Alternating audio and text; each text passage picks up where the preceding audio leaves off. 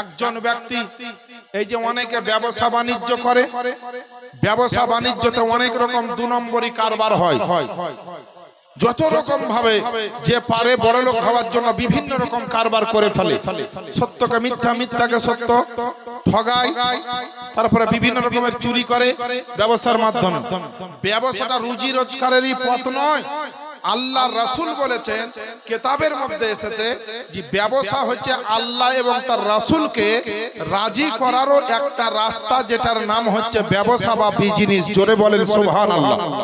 আচ্ছা, ব্যবসা বাণিজ্যের মাধ্যম দিয়ে যদি আল্লাহ এবং তার রাসূলকে খুশি করা যায়, তো ব্যবসাটা তাহলে মিথ্যা বলা যাবে, ওজনে কম দেওয়া যাবে, কমা মাল দিয়ে ভালো মাল দিলাম বলা যাবে, তারপরে একই দামে এক দামে কিনে বহু রকমটা নতুন খরিদ্দার পেয়ে বিশাল লাভ করে বিশাল ভাবে দাম বাড়িয়ে দিয়ে মানুষের অগোচরে এরকম ধরনের অন্যায় করা যাবে। জিনা মুসলমান করা যাবে না। ব্যবসা করতে হবে আমার ইমামে আজমের মতো, ব্যবসা করতে হবে শেরে খোদার মতো, ব্যবসা করতে হবে আমার আবু বকর সিদ্দিকের মতো, ব্যবসা করতে হবে আমার নবী মুস্তাফার মতো। বড় বড় ব্যবসা করেছেন তিনারা, কিন্তু ওই ব্যবসার মাধ্যম দিয়ে যেমন নামাজ রোজা হজ যাকাতের মাধ্যম দিয়ে আল্লাহ এবং তার রাসূলকে খুশি করা যায়, রাজি করা যায়, তেমন ব্যবসার মাধ্যম দিয়েও আল্লাহ এবং তার রাসূলকে খুশি করা যায়। এই রকম ব্যবসা আছে, কিন্তু সেই ব্যবসা আমাদেরকে ভালো লাগে না, সেই ব্যবসা আমাদের পোষায় না, সেই ব্যবসা আমাদের মনে শান্তি পায় না। কিন্তু বেরাদার, অন্যায় ভাবে মিথ্যার সাহারা নিয়ে ভুল বুঝিয়ে মানুষের সামনে যে ব্যবসা চলে, এই ব্যবসা করার পরে মাল পেয়ে যাবেন অনেক, টাকা পেয়ে যাবেন অনেক, বড় লোক হয়ে যাবেন, 3 তলা 4 তলা বাড়ির মালিক, বিভিন্ন গাড়ির মালিক, বিভিন্ন জমি জায়গার মালিক হয়ে যাবেন। কিন্তু এই জমি জায়গা আপনাকে কবরে শান্তিতে রাখবে না, এই জমি জায়গা মৃত্যু আপনার ভালো দিবে না, এই জমি জায়গা আপনার হাসরে ভালো রাখবে না, এই জমি জায়গা আপনার সুবহানাল্লাহ যে কর্ম করেছেন আপনি হারাম রাস্তাতে, যে কর্ম করেছেন আপনি মিথ্যা সাহারা নিয়ে, যে কর্ম করেছেন আপনি মানুষকে ঠগিয়ে, যে কর্ম করেছেন মানুষকে দুঃখ দিয়ে, যে কর্মটা করেছেন আপনি মানুষকে অত্যাচার করে, যে কর্মটা করেছেন মা বাপকে কষ্ট দিয়ে, যে কর্মটা করেছেন পাড়া প্রতিবেশীকে কষ্ট দিয়ে, যে কর্মটা করেছেন গোটা এলাকার মানুষকে কষ্ট দিয়ে, ওই কর্ম চাহে ব্যবসা হোক আর আপনি যে কোনো জমির চাষ হোক আর যে কোনো কারবার হোক, যদি এই কর্মের ভিতরে এই রকমের বিষয় ঢুকে যায়, তাহলে এই কর্মের কারণে প্রচন্ড গুনাহ হবে, প্রচুর গুনার পাহাড় জমে যাবে, আর কাল হাসরের ময়দানে ওই গুনার পাহাড় আপনাকে ডুবিয়ে দিবে জাহান্নামের কূপে, জাহান্নামের কূপে ডুবিয়ে দিবে। চলেন, ভালো কর্মর কেমন ভালো ফল হয়। যারা নামাজ রোজা করবে, হজ যাকাত করবে, নবীকে ভালোবাসবে, নবীর শরীয়ত মোতাবেক চলবে, যে কোনো কর্ম নবীর সুন্নাত মোতাবেক করবে। যেমন অনেক সময়তে কোরআন পড়লেও গুনাহ হবে, আবার অনেক সময়তে আপনার জমিতে নাঙ্গল বহালো নেকি হবে। খুব ভালো করে বুঝেন, দুটো কিন্তু কর্মর কথা বলছি, একটা কোরআন পড়া আর একটা হচ্ছে জমিতে নাঙ্গল বহা। পাক পবিত্র অবস্থায় যদি আপনি বিসমিল্লাহ বলে নাঙ্গল শুরু করেন, যতক্ষণ নাঙ্গল চলবে আপনার নেকি হতেই থাকবে, আল্লাহর ফেরেশতা নেকি দিতেই থাকবে। আর আপনি নাপাক অবস্থায় বিনা উযুতে বিনা গোসলে যদি আপনি কোরআনকে ধরেলেন আর পড়তে লাগেন, গুনাহ হবে না? হবে না? তাহলে এখানে কি বুঝতে পারলেন? আপনি পাক পবিত্র হননি, তার জন্য এই কোরআন শরীফকে ধরে পড়বেন তো আপনার গুনাহ হবে, কারণ নাপাক অবস্থায় কোরআন শরীফ স্পর্শ করা হারাম। নাপাক অবস্থায় কোরআন শরীফ স্পর্শ করা হারাম, আর আপনি হারাম কাজ করছেন, এর জন্য আপনার গুনাহ হবে। কর্মটা আপনার কি হলো? হারাম। কর্মটা আপনার খারাপ হলো, এর জন্য গুনাহ হবে। আর গুনাহ ছোট হোক আর বড় হোক, এই গুনাহই কিন্তু মানুষের জীবনকে বরবাদ করে দিবে হাসরের ময়দানে। এর জন্য তো আমার রব্বে কায়নাত কোরআন শরীফের মধ্যে ঘোষণা দিয়েছেন। কি ঘোষণা দিয়েছেন? ফা আম্মা মান সাকুলাত মাওয়াজিনুহু ফাহুয়া ফি ঈশাতির রাদিয়া। এবং যাদের পাল্লা ভারী হবে। অতএব যাদের পাল্লা ভারী হবে অর্থাৎ নেকির পাল্লা ভারী হবে, তারা তো তাদের সুখের জীবনে, তারা মনের মতো সুখের জীবনে তারা থাকবে। যাদের নেকির পাল্লা ভারী হবে তারা মনের মতো সুখের জায়গাতে তারা থাকবে, অর্থাৎ জান্নাতে থাকবে। আর তারপরের আয়াতে অর্থাৎ 8 এবং 9 নম্বর আয়াতে আল্লাহ পাক বলছেন ওয়া আম্মা মান খাফফাত মাওয়াজিনুহু ফাউম্মুহু হাবিয়া, এবং যাদের পাল্লা হালকা হবে অর্থাৎ নেকির পাল্লা যাদের হালকা হবে তারা তো ধ্বংসের কোলে অবস্থান করবে, মানে জাহান্নামের ভিতরে অবস্থান করবে, আযাবের ভিতরে অবস্থান করবে, কষ্টের জায়গায় অবস্থান করবে, সাজার জায়গাতে অবস্থান করবে। আপনি ভাবছেন আল্লাহ আমাদের কি তাহলে আর মাপ নাই? তো শহরবাসার মানুষকে বলতে চাই আল্লাহ পাক এমন দয়ালু দাতা, কারো যদি এত গুনাহ খাতা করার পরে, অন্যায় জুলুম করার পরে, ভুল ত্রুটি করার পরে যদি একবার মনে চিন্তা আসে হে রব্বুল আলামিন আমি ভুল অন্যায় ভুল করে দিয়েছি, অনেক কাজ খারাপ করে দিয়েছি, আল্লাহ তোমার সামনে হাসরের ময়দানে কেমন করে দাঁড়াবো? আল্লাহ আমার বিচারটা কত কষ্টের হবে, আমার যা কর্ম করেছি এ কর্মের ফল তো শুধু গুনাহই হবে, আর গুনাহ হলে তো জাহান্নামে চলে যাব।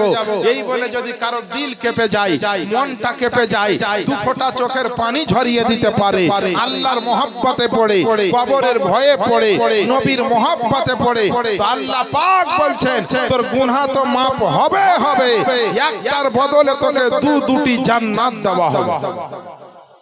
যদি কেউ আল্লাহকে ভয় করে নাই যে আল্লাহর দরবারে কি করে দাঁড়াবো, উঠিয়ে দেখুন বেরাদার কোরআন শরীফ আপনার 27 নাম্বার পারা, সূরাটির নাম সূরা আর রহমান, তার 76 নাম্বার আয়াতের মধ্যে আল্লাহ পাক আপনার ঘোষণা দিয়েছেন ওয়ালিমান খাফা মাকামা রাব্বিহি জান্নাতান। আল্লাহ আল্লাহ যারা আল্লাহ পাকের দরবারে দণ্ডায়মান হওয়াকে ভয় পায় আল্লাহ পাক তাদের জন্য রেখেছেন দুটি জান্নাত। আল্লাহ পাক তাদের জন্য রেখেছেন দুটি জান্নাত। এ মুসলমান চিন্তার কোনো কারণ নাই। নবীর যদি প্রেমিক হয়ে যান, নবীর যদি আশিক হয়ে যান, 5 ওয়াক্তের যদি নামাজি হয়ে যান, মিথ্যা বলা যদি বন্ধ করে দেন, সুদের কারবার যদি বন্ধ করে দেন, সমস্ত খারাপি গুনাহকে যদি আপনি ছেড়ে দেন, আপনি ব্যবসা করেন হালাল পথে, আপনি রুজি রোজগার করেন হালাল পথে, নবীর সুন্নাত মোতাবেক আপনি জীবন যাপন করবেন, যত কর্ম করবেন প্রত্যেকটা কর্মের মধ্যে আল্লাহ নেকি দিবেন। আর নেকি যদি আপনার হয়ে যায় মরণটা হবে বড় সম্মানজনক। দুনিয়া থেকে আপনি যাবেন সম্মানজনক ভাবে, জানাজা হবে সম্মানজনক ভাবে, কবরে আপনাকে দাফন করা হবে তো কবরটা আপনার সুন্দর হয়ে যাবে, হাসরে আপনার যে সুন্দর ব্যবস্থা করা হবে। মুসলমান বাপজিরা ভাইরা, আমরা আহলে সুন্নাত ওয়াল জামাতের লোক, লামাজাবি ওয়াহাবিদের মতো আমাদের মধ্যে আপনার পীর ওলিকে তো আমরা অস্বীকার করি না, আমরা তো সবে বরাত সবে মেরাজকে আপনার অস্বীকার করি না। তাহলে আমরা অনেক কিছু আপনার পেয়ে যাচ্ছে, এত কিছু পাওয়ার পরে জানার পরে তবুও কেন আমরা জান্নাত নিতে পারবো না? তবুও কেন হাউজে কাউসারের পানি পান করতে পারবো না? তবুও কেন কবরটা এয়ার কন্ডিশন করাতে পারবো না? তবুও কেন আল্লাহ পাকের দরবারে আমরা সম্মানের জায়গা পাবো না? আল্লাহ পাক আমাদেরকে এত কিছু দিয়েছেন বেরাদার, আমাদের নবী জিন্দা নবী। এ মুসলমান বাপজিরা ভাইরা, নবীর প্রশংসা যে যেখান থেকে করে, নবী আমার মদিনা থেকে আপনার শোনে, আল্লাহর প্রশংসা যে যেখান থেকে করে, আল্লাহ তার কুদরতি ক্ষমতাতে সেটা আল্লাহ শ্রবণ করেন এবং দেখেন। মুসলমান, জিন্দা নবীর উম্মত জিন্দা হয়ে যান, আপনার শরীর জিন্দা আছে কিন্তু ঈমানকে মুর্দা করে দিয়েছেন, ঈমানকে আপনার ঘুমিয়ে দিয়েছেন, ঈমানকে আপনার ঝুলিয়ে দিয়েছেন, ঈমানকে আপনার অচেতন করে দিয়েছেন। নানা মুসলমান বাপজিরা ভাইরা আমার, আল্লাহর দরবারে একটা অ্যাকাউন্ট খুলতে হবে, আল্লাহর উপরে ঈমান রেখে নবীর উপরে মোহাব্বত রাখবেন। আপনি যখন প্রথম মুসলমানটা হয়ে গেলেন, আল্লাহর দরবারে একটা অ্যাকাউন্ট তৈরি হলো। এবার নামাজ পড়বেন তো অ্যাকাউন্টে নেকি জমা হবে, রোজা করবেন তো অ্যাকাউন্টে নেকি জমা হবে, হজ করবেন তো অ্যাকাউন্টে নেকি জমা হবে, দান করবেন তো অ্যাকাউন্টে নেকি জমা হবে, জানাজা পড়বেন তো অ্যাকাউন্টে নেকি জমা হবে, কোরআন পড়বেন তো অ্যাকাউন্টে নেকি জমা হবে, মা বাপের খিদমত করবেন তো অ্যাকাউন্টে নেকি জমা হবে। মুসলমান, রমজান মাসে আপনি রোজা রাখবেন তো অ্যাকাউন্টে নেকি জমা হবে, তাহাজ্জুদের নামাজ পড়বেন তো অ্যাকাউন্টে নেকি জমা হবে, আপনার মানুষকে ভালোবাসবেন তো অ্যাকাউন্টে নেকি জমা হবে, সৎকর্ম করবেন তো অ্যাকাউন্টে নেকি জমা হবে, ওসুর দান করবেন তো অ্যাকাউন্টে নেকি জমা হবে, যাকাত প্রদান করবেন তো অ্যাকাউন্টে জমা আপনার নেকি জমা হবে, মানুষকে আপনার বিপদে সাহায্য করবেন আল্লাহ পাকের আপনার ওই অ্যাকাউন্টে নেকি জমা হবে। এক কথায় অ্যাকাউন্টে যখন নেকি জমা হয়ে যাবে, মরণে হাসরে কবরে পরিসেনাতে প্রত্যেকটা জায়গাতে ওই অ্যাকাউন্টের নেকি যদি আপনার থাকে, ওই অ্যাকাউন্টের নেকির মাধ্যমে আল্লাহ আপনাকে বাঁচিয়ে দিবে। সুবহানাল্লাহ সুবহানাল্লাহ। আপনি বেঁচে যাবেন। আপনার টাকা থাকলে বাজারে যে কোনো মাল কিনবেন, হাসরের ময়দানে হাউজে কাউসার থাকবে, মিজান থাকবে, পুলসিরাত থাকবে, জান্নাত জাহান্নাম থাকবে, ভালো জায়গা খারাপ জায়গা দুটো থাকবে, একটা আরামের জায়গা, একটা বড় কষ্টের জায়গা। আমাদেরকে কোন কর্ম করতে হবে? নবীর আশিক নবীর দিওয়ানা এ মুসলমান বেরাদারানে ইসলাম জালসাতে যারা এসেছে এই লক্ষ্যটাই মনে হচ্ছে শুধু মুসলমান, আর বাকি যারা ঘুরছে তারা ভাবছে আমরা মনে হয় মুসলমান, এমন পাকা হয়ে গেছে। জালসা শোনার দরকার নাই, মসজিদে যাবার দরকার নাই, আলেমদের কথা শোনার দরকার নাই, আপনার কোন হাদিস ও কোরআনের প্রয়োজন নাই। হাজার হাজার মানুষ আছে না জানে গোসল করতে, না জানে ওযু করতে, না জানে বাপ মার জানাজা পড়তে, কাফন দিতে, না জানে নিজের বাপ মায়ের কবরটাকে জিয়ারত করতে। আমাদের কর্মগুলো এত খারাপ হয়ে গিয়েছে। মুসলমান তোমার কর্ম হবে নবীর সুন্নাতের উপরে, মুসলমান তোমার কাজ হবে নবীর সুন্নাতের উপরে, মুসলমান তোমার চলাফেরা হবে নবীর সুন্নাতের উপরে, মুসলমান তোমার ড্রেস পোশাক হবে নবীর সুন্নাতের উপরে।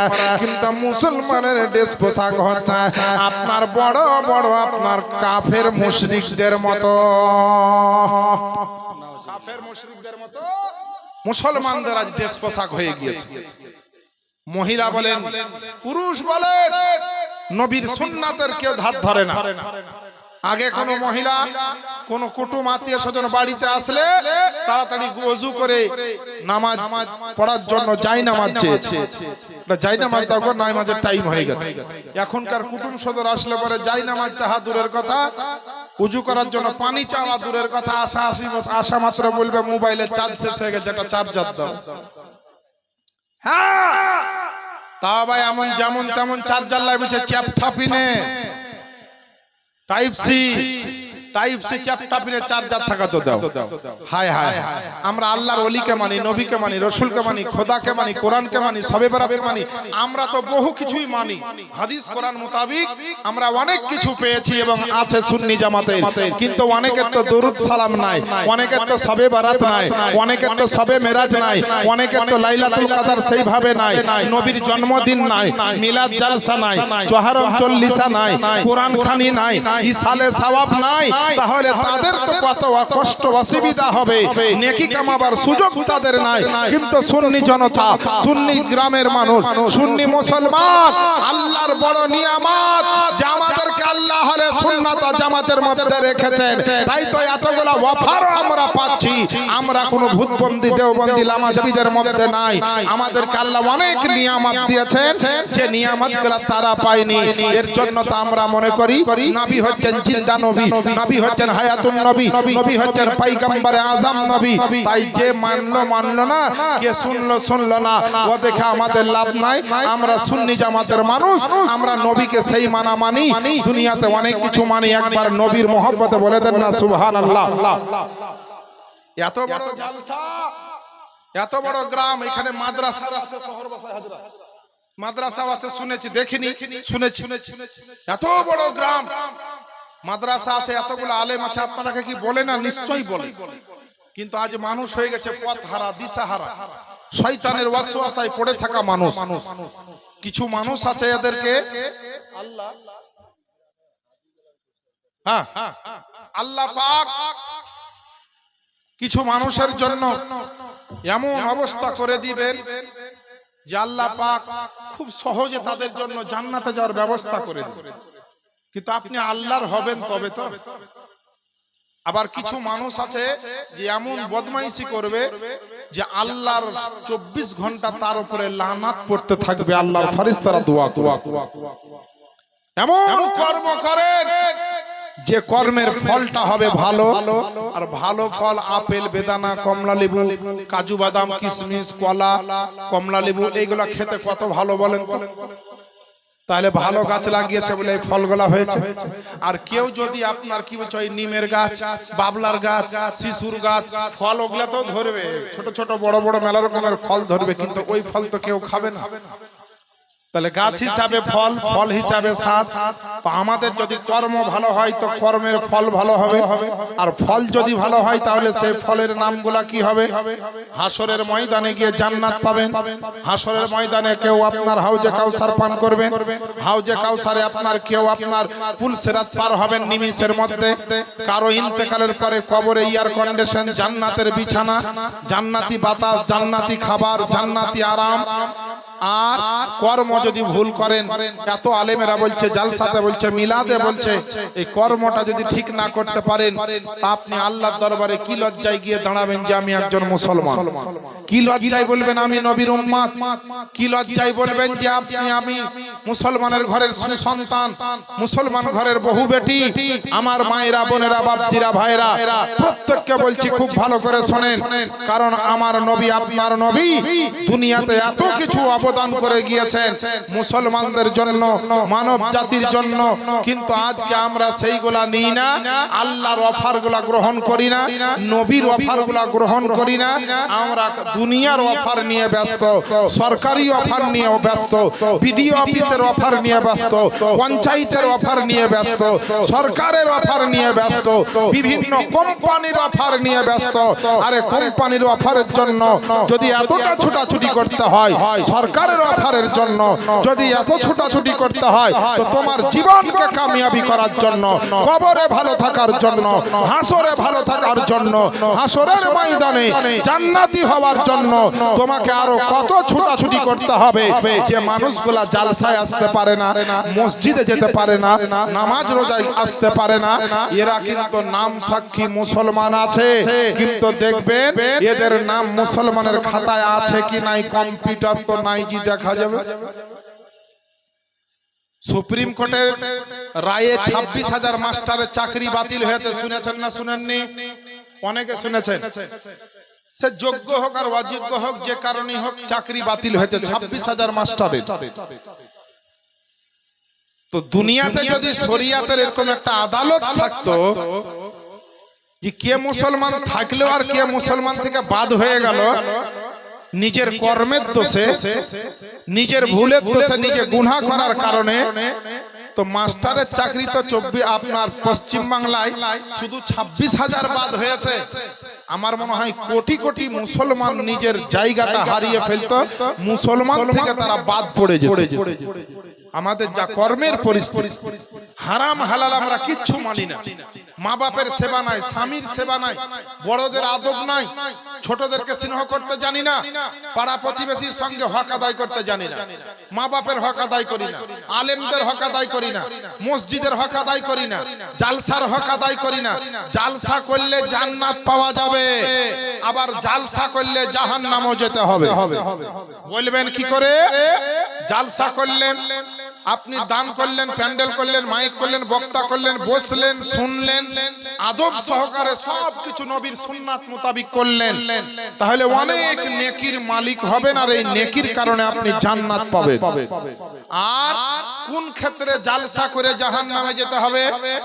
ধরেন জালসা করলেন, ওই মদ পান করি বাজারে ঘুরছেন জালসার দিনেও, তারপরে বিটি ছেলে বেটা ছেলেতে হুড়াহুড়ি করছেন রাস্তাতে, মেলাতে ঠেলা খাচ্ছেন, তারপরে মিথ্যা বলছেন, মা বোনেরা সেজে গুজে একদম বুঝতেছেন হিমানি পাউডার, ফেয়ার লাভলি আর যত রকম ছিল মেখে চুল ছেড়ে একেবারে বুঝতে পারছেন বডি হিলাতে হিলাতে রাস্তা দিয়ে যাচ্ছে, ওর আপনার হাঁটন গঠন দেখে জওয়ান ছেলেদের বুক ধড়ধড় করে কেঁপে উঠলো যে আরে বাপরে বহু টাকার এত সুন্দর রে। এই যে আপনার জেনা হয়ে গেল মুখের, তারপরে চোখের, আপনার মা বোনদের বেপরদাহি, মা বোনেরা জালসাবাদ দিয়ে মেলাতে, বেটা ছেলে জওয়ানেরা মেলাতে, তারপরে বিটি ছেলে বেটা ছেলে এক জায়গায় ধাক্কা ধাক্কি চলছে, আপনার ঠেলা ঠেলি চলছে। এই রকমের যদি নোংরামো চলে, এই রকম যদি গুনাহ চলে, এই রকম যদি আপনার পাপ চলে, এই রকম যদি অন্যায় হয়, তাহলে এই অন্যায়ের কারণে আপনার জালসার মঞ্চ ফাঁকা, জালসার প্যান্ডেল ফাঁকা, আর সব বাজারে গিয়ে হাজার হাজার টাকা দিয়ে আপনার গুনাহ কিনতেছে, হাজার হাজার টাকা দিয়ে ভুল গুনাহ পাপকে কিনে বাড়ি নিয়ে যাচ্ছে। তাহলে ওই যারা পাপ কিনে নিল, গুনাহকে কিনে নিল, জালসায় আসলো না, মিলাদুন নবীতে আসলো না, আলেমদের কথা শুনলো না, এই জায়গাটাকে ফাঁকা করে রেখে দিল। এই জায়গাটা আল্লাহর দরবারে আত্মনাদ করবে, রব্বে কায়নাত এখানে তোমার নবীর মাহফিল সাজিয়েছিল, কিন্তু তারা আসেনি গো আল্লাহ। আল্লাহ পাক তখন আপনার তাদের উপরে লানাত করতে থাকবে। এই যে ভুল কর্ম করলো, এই যে অন্যায় কর্ম করলো, এই যে অন্যায় পথে চললো, এই কর্মের কারণে এত গুনার পাল্লা ভারী হয়ে যাবে। আর গুনার পাল্লা ভারী হওয়ার কারণে তাকে হাসরের ময়দানে সোজা জাহান্নামে যেতে হবে। গুনাহ হলে গুনাহ মাফ হবে না সহজে, মাফের রাস্তা আছে, কিন্তু তাই বলে আপনি গায়ের জোরে গুনাহ করবেন আর বলবেন মৌলবীকে মুরগি খাইয়া মাফ চেয়ে হেলবে। হ্যাঁ, মৌলবী সাহেবকে একটা পাঞ্জাবি পায়জামা দিয়ে বলবে যে দোয়া করে দেন। আলেমে কোন আলেম, মাদ্রাসার শিক্ষক, মসজিদের ইমাম বেচারারা খুব বলে। আবার কোন কোন জায়গায় আলেমদেরকে বলা হচ্ছে যে বেশি ফতোয়া দিবেন না, না তো মুশকিল আছে। মসজিদের কমিটি যেমন মন তেমন হোক, জালসার কমিটি যেমন মন তেমন হোক, মাদ্রাসার কমিটি যেমন মন তেমন হোক, গ্রামের মুরল সর্দার যেমন মন তেমন হোক, আপনার কাজ আজান দেওয়া, নামাজ পড়া, পালি আসবে খাবেন, ছেলে মেয়ে আসবে পড়াবেন, আর চুপ করে থাকবেন, বেশি ফতোয়া দিবেন না। আর যদি বেশি ফতোয়া দেন তো চাকরি কালি ক্যান্সেল। এরকম জায়গা আছে না? নাই। কিন্তু হাক্কানি যদি আলেম হয়, সত্যি যদি নবী প্রেমিক আলেম হয়, ইমানদার আলেম হয়, ও জীবনে কারো কথা শুনবে না, মেম্বারে রাসূলে দাঁড়িয়ে হক কথা বলবে।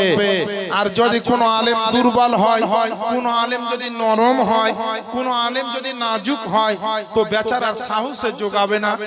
যে বলতে চাই না তা নয়, তার দিলে চাইবে, কিন্তু সাহস করে পারে না অনেকে বলতে। যেমন আমি ধরেন ভয় পাই না, আমি একবারে নগদ কথা বলে দিই, কে রাগলো কে ফাটলো ও দেখে আমার লাভ নেই। কারণ হচ্ছে হালাল রুজি খেতে হবে, সত্য কথা বলতে হবে, হক কথা বলতে হবে। 10টা হক কথা বলে একটা যদি কাজে লাগে কারো জীবনে, তো আমার জীবনে জালসা করাটা কাজে লেগে যাবে। আর আমি যদি কমিটিকে খুশি করার জন্য, বেনামাজিকে খুশি করার জন্য, মদখোর জেনাখোরকে খুশি করার জন্য খালি ওয়াজ করে দিয়ে চলে গেলাম বাবা, আর তারা বলবে খুব ভালো বক্তা এনেছিল, এই বক্তা প্রতি বছর আনবা, আমার বাপজিরা ভাইরা হাসরের ময়দানে এই রকম মৌলবীরও পিঠে চামড়া থাকবে না, এরও পিঠে চামড়া থাকবে না। তুই হালাল হক কথা না বলে বেহালালি কথা বলেছি, মানুষকে খুশি করার জন্য, শিক্ষা দেওয়ার জন্য নয়। এর জন্য বলি বাবা, সবাই আমরা আল্লাহর বান্দা, ভুল ত্রুটি গুনাহ খাতা হবে, অন্যায় ভুল হবে, কিন্তু চেষ্টা করতে হবে না করার, কর্মটা ভালো করতে হবে, ফল ভালো হবে।